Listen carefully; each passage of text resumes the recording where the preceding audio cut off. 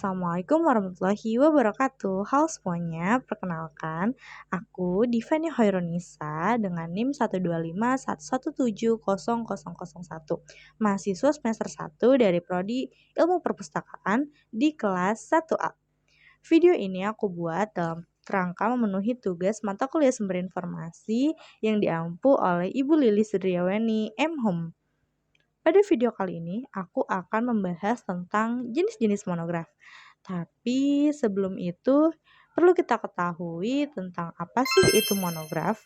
Jadi, menurut Profesor Sulistyo Basuki tahun 2017, monograf adalah terbitan non-serial dalam satu volume atau volume tertentu atau volume terbatas yang membahas tentang satu topik atau satu bidang ilmu tertentu secara mendalam.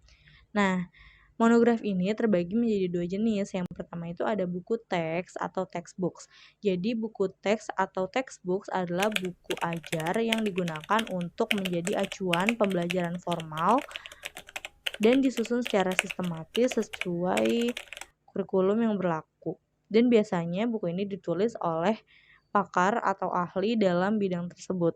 Nah, contoh dari buku teks ini adalah buku pengantar ilmu perpustakaan karya Profesor Sulistyo Basuki yang isinya itu mencakup hal-hal dasar mengenai perpustakaan seperti pengertiannya, jenisnya, maupun manajemennya dan sejarahnya. Nah, buku ini itu dapat kita baca di perpustakaan Fakultas Adab dan Humaniora.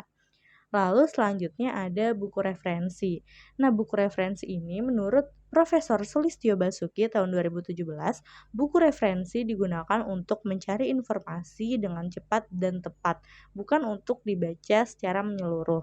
Bedanya dari buku teks dan buku referensi ini adalah buku teks harus dibaca keseluruhan isinya untuk mendapatkan informasi yang kita inginkan. Sedangkan buku referensi tidak perlu dibaca secara keseluruhan untuk mendapatkan informasi yang kita inginkan. Nah, buku referensi ini dibagi menjadi beberapa jenis tertentu. Ayo kita bahas jenis dari buku referensi.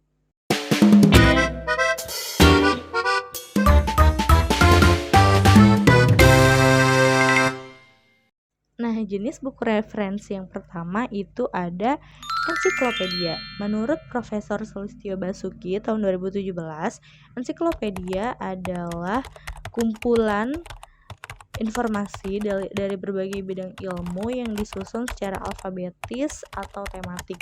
Contohnya itu ada ensiklopedia Britannica Online yang berisi ribuan artikel tentang sains, teknologi, sejarah, maupun budaya yang disusun dan diperbarui oleh ahlinya. Lalu selanjutnya ada kamus. Nah, kamus adalah daftar kata yang berisi tentang arti, ejaan, maupun cara penggunaan.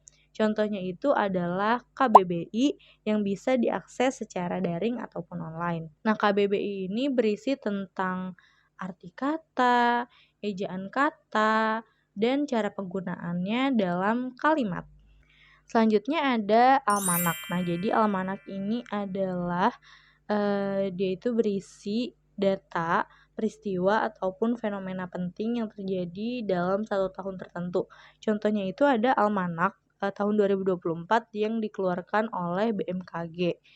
Itu berisi tentang kalender nasional, terus hari raya, terus waktu terbit dan terbenamnya matahari, cuaca, dan informasi geofisika di Indonesia. Selanjutnya ada manual atau handbook. Manual atau handbook adalah suatu buku panduan berisi petunjuk teknis atau prosedural mengenai suatu bidang ilmu. Contohnya itu ada The Chicago of Manual Style. Itu tuh berisi tentang bagaimana penulisan bibliografi dan penggunaan sitasi dalam karya tulis ilmiah yang berstandar internasional. Selanjutnya itu ada direktori. Nah, jadi direktori itu adalah daftar nama lembaga, organisasi, atau individu yang disusun secara alfabetis ataupun berdasarkan kategori. Contohnya itu adalah Directory of Special Libraries in Indonesia, oleh Kosasih Prawira Sumantri yang memuat tentang daftar perpustakaan khusus di Indonesia beserta alamat, bidang koleksi, dan layanan yang disediakan. Selanjutnya itu ada daftar bibliografi. Nah, daftar bibliografi ini adalah daftar buku, artikel, atau sumber ilmiah yang telah diterbitkan. Biasanya itu disusun berdasarkan topik atau pengarang. Contohnya itu ada BNI yang diterbitkan oleh Perpustakaan Nasional Indonesia yang berisi daftar terbitan karya nasional seperti buku, media elektronik, dan publikasi pemerintahan Indonesia. Nah, selanjutnya itu ada buku tabel statistik.